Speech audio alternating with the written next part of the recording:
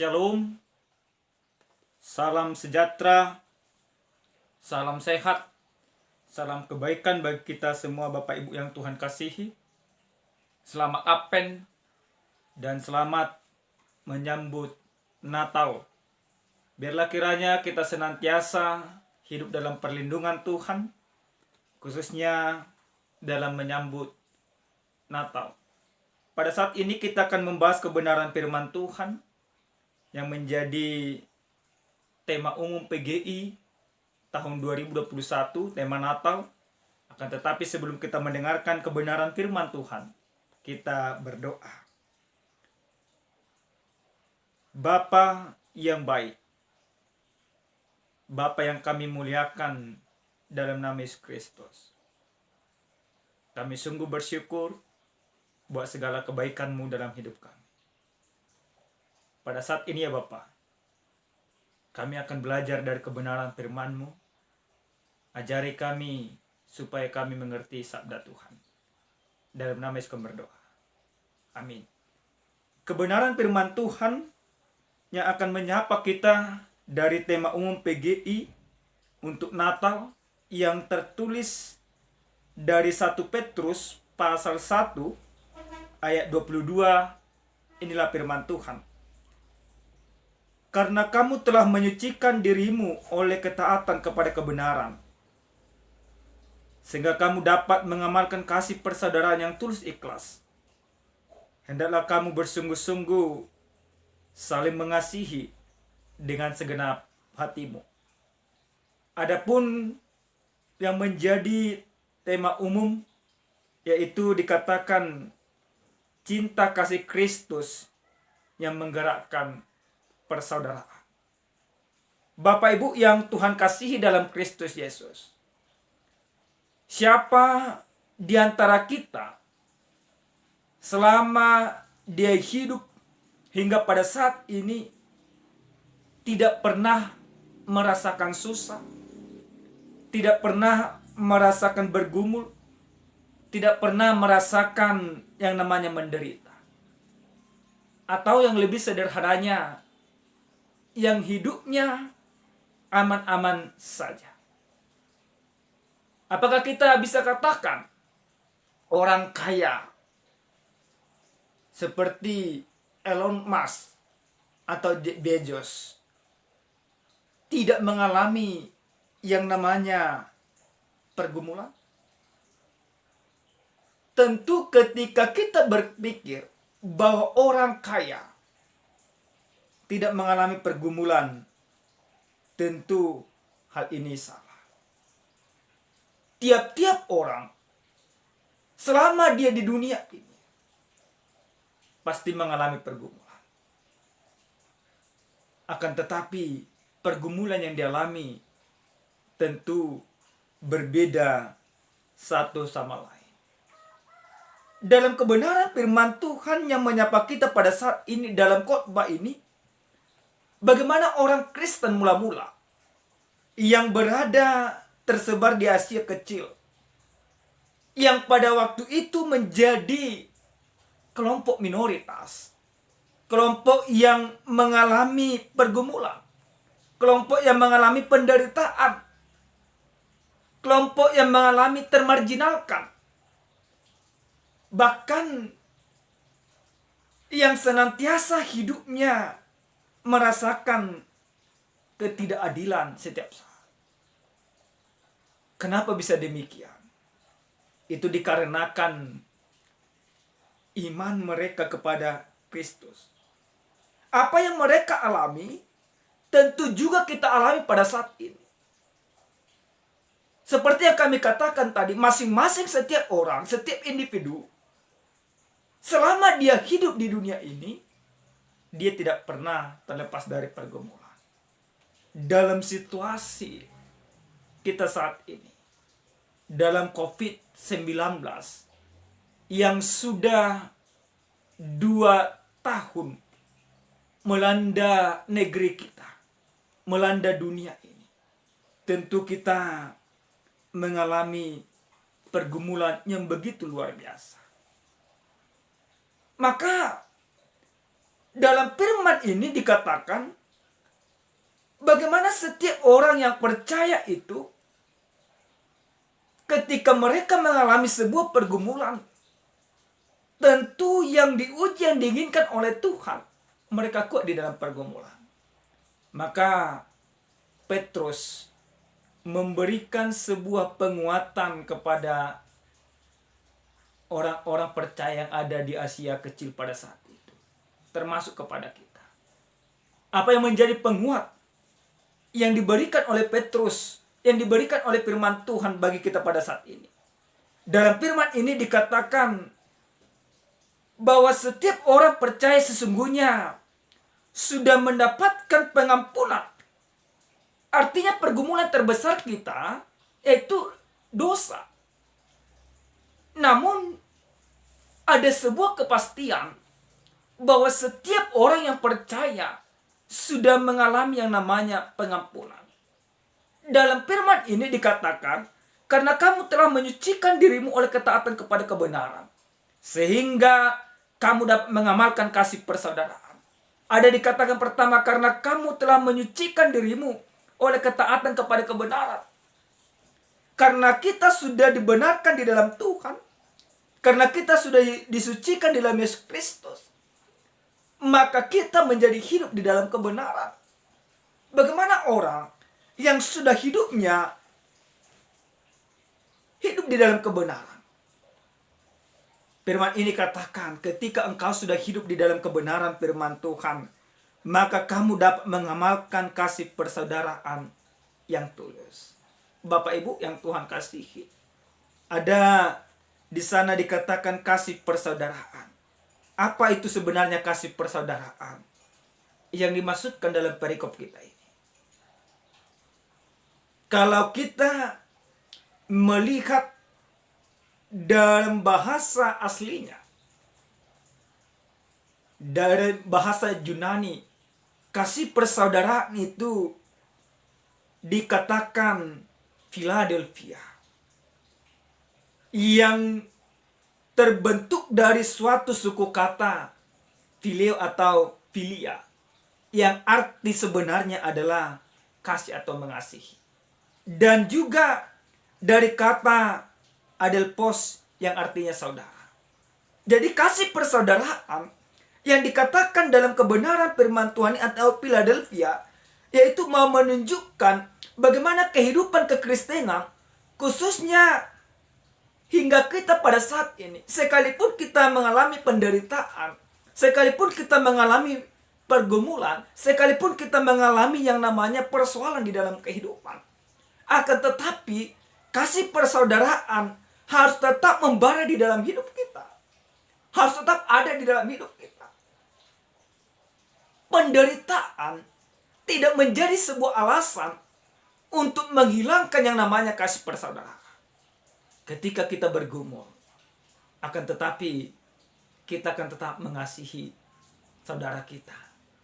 Bagaimana Bapak Ibu yang Tuhan kasihi? Bagaimana kasih persaudaraan itu kita lakukan di dalam kehidupan kita? Kasih persaudaraan itu harus kita lakukan dengan tulus ikhlas. Artinya jangan penuh kepura-puraan. Jangan ada kemunafikan. Banyak orang sekarang ini, di Indonesia khususnya, ketika mengasihi saudaranya, ada maunya, ada sebuah keinginan yang harus tercapai di dalam hidupnya. Namun firman ini tidak demikian. Kasih persaudaraan yang dilakukan oleh jemaat mula-mula, yaitu mereka melakukannya penuh dengan ketulusan, penuh dengan keikhlasan, tanpa ada keterpaksaan, tanpa ada sebuah aturan yang memaksa. Tetapi kasih persaudaraan yang mereka wujud nyatakan, karena itu menjadi sebuah ciri khas bagi kehidupan mereka. Bapak Ibu yang Tuhan kasihi, lalu dikatakan di dalam kehidupan, di dalam kebenaran firman Tuhan ini, bagaimana kasih persaudaraan itu mampu diwujud nyatakan dalam kehidupan sehari-hari. Dilanjutkan dalam kebenaran firman Tuhan ini, hendaklah kamu sungguh-sungguh saling mengasihi dengan segenap hatimu. Yang tadi dikatakan kasih persaudaraan itu bagaimana kita lakukan di dalam ketulusan. Namun ada sebuah penggerak bagi kehidupan kita dalam melakukan kasih persaudaraan itu. Apa itu? Yaitu saling mengasihi dengan segenap hati. Kalau tadi kasih yang pertama itu Philadelphia, akan tetapi dalam wujud nyata, dalam kasih yang kedua ini saling mengasihi, yaitu dikatakan kasih agape. Yang artinya seperti apa? Mengasihi saudara, mengasihi orang-orang sekitar dengan kasih Kristus. Ada sebuah pergeseran yang berkembang dan yang semakin baik. Dikatakan tadi, ketika engkau sudah hidup di dalam kebenaran, maka engkau mampu mengasihi saudaramu. Tetapi kasih yang kita lakukan dalam mengasihi saudara kita tidak lagi berasal atau bersumber dari diri kita. Tetapi kasih itu harus bersumber daripada Allah. Menjadi gambaran wujud nyata kasih yang dibawakan oleh Kristus di dalam mengasihi saudara-saudara kita. Jangan kita lakukan itu untuk kepentingan pribadi, tetapi sebuah gambaran bahwa kasih Kristus sudah benar-benar terwujud nyata di dalam kehidupan kita. Bapak Ibu yang dikasihi oleh Tuhan kita Yesus Kristus, seperti yang kami katakan tadi dalam tema kita, cinta kasih Kristus yang menggerakkan persaudaraan. Bagaimana sebenarnya cinta kasih Kristus mampu menggerakkan persaudaraan kita di tengah-tengah pandemi COVID-19 yang tak kunjung berhenti hingga pada saat ini. Kita melihat dampaknya. Sebentar lagi dikatakan mulai tanggal 23 Desember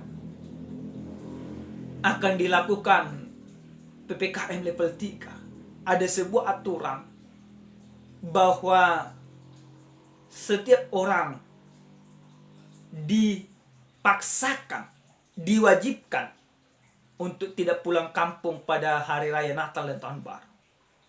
Ada sebuah aturan di sana. Nah, bagaimana? Apakah ketika kita tidak bertemu dengan sanak saudara, tidak bertemu dengan orang tua, tidak bertemu dengan orang-orang terdekat kita, sehingga kita tidak bisa mewujudkan kasih persaudaraan di dalam Kristus? Tentu bukan. Entah dimanapun engkau berada, jarak tidak menjadi sebuah penghalang bagimu. Jangan itu menjadi alasanmu untuk tidak mengasihi orang tuamu. Jangan itu menjadi alasanmu untuk tidak mengasihi saudaramu. Ketika kasih Kristus terwujud nyata di dalam kehidupanmu, terpatriak di dalam hatimu, maka jarak tidak menjadi alasan. Sekalipun engkau berada di mana dan saudaramu berada di mana, tapi engkau mampu tetap mengasihi di dalam kasih Kristus.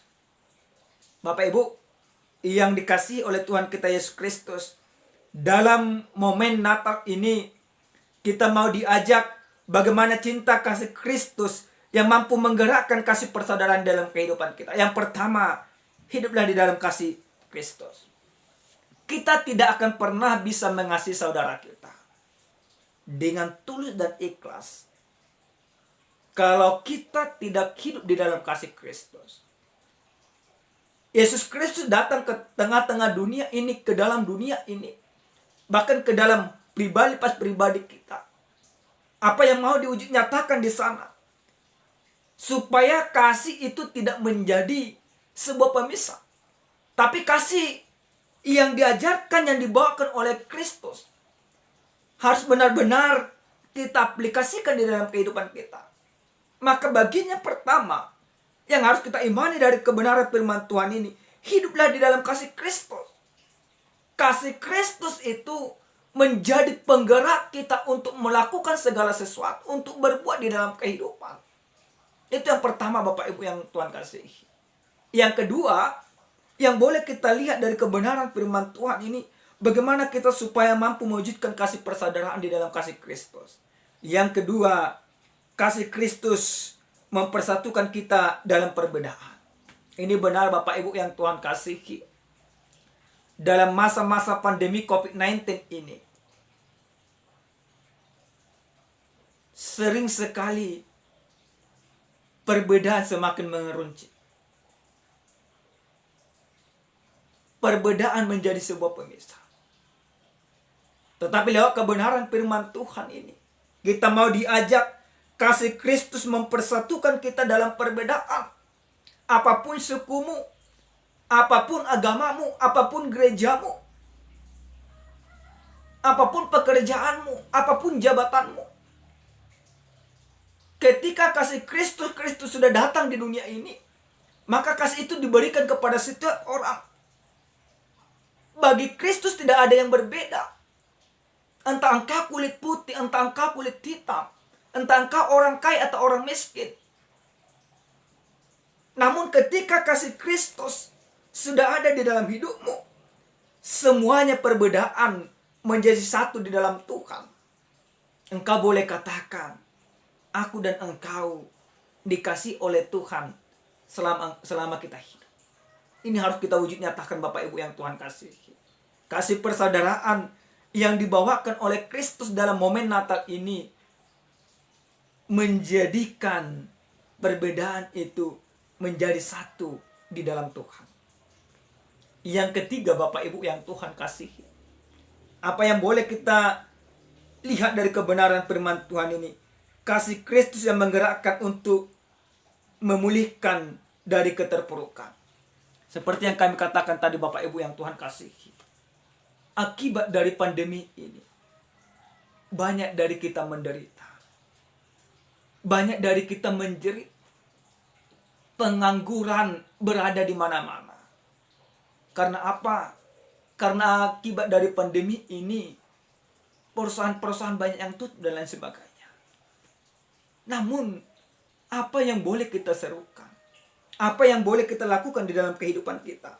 Kasih Kristus yang menggerakkan untuk memulihkan dari keterpurukan. Maka kita yang sudah hidup di dalam Kristus Yesus, kita harus menjadi alat penggerak. Kita harus menguatkan orang-orang sekitar kita. Menguatkan orang yang lemah. Memulihkan orang yang dalam keadaan sakit. Jangan lagi memisahkan dirimu dari orang yang termarginalkan. Tetapi jadikan orang yang termarginalkan itu menjadi bagian sahabat daripada kehidupanmu. Ini menjadi seruan kepada kita pada saat ini. Melalui khotbah Natal PGI ini, PGI mau mengajak, firman Tuhan mau mengajak kita supaya kita mampu memulihkan keadaan kawan kita yang dalam keadaan terpuruk. Yang keempat Bapak Ibu yang Tuhan kasihi, apa yang boleh kita lihat dari kebenaran firman Tuhan ini? Kasih ini merangkul semua perbedaan menjadi saudara.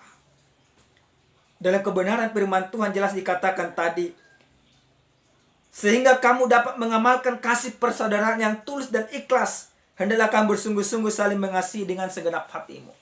Bersungguh-sungguh melakukannya dengan segenap hatimu. Dengan segenap hati Bapak Ibu yang Tuhan kasihi. Bukan dengan keterpaksaan.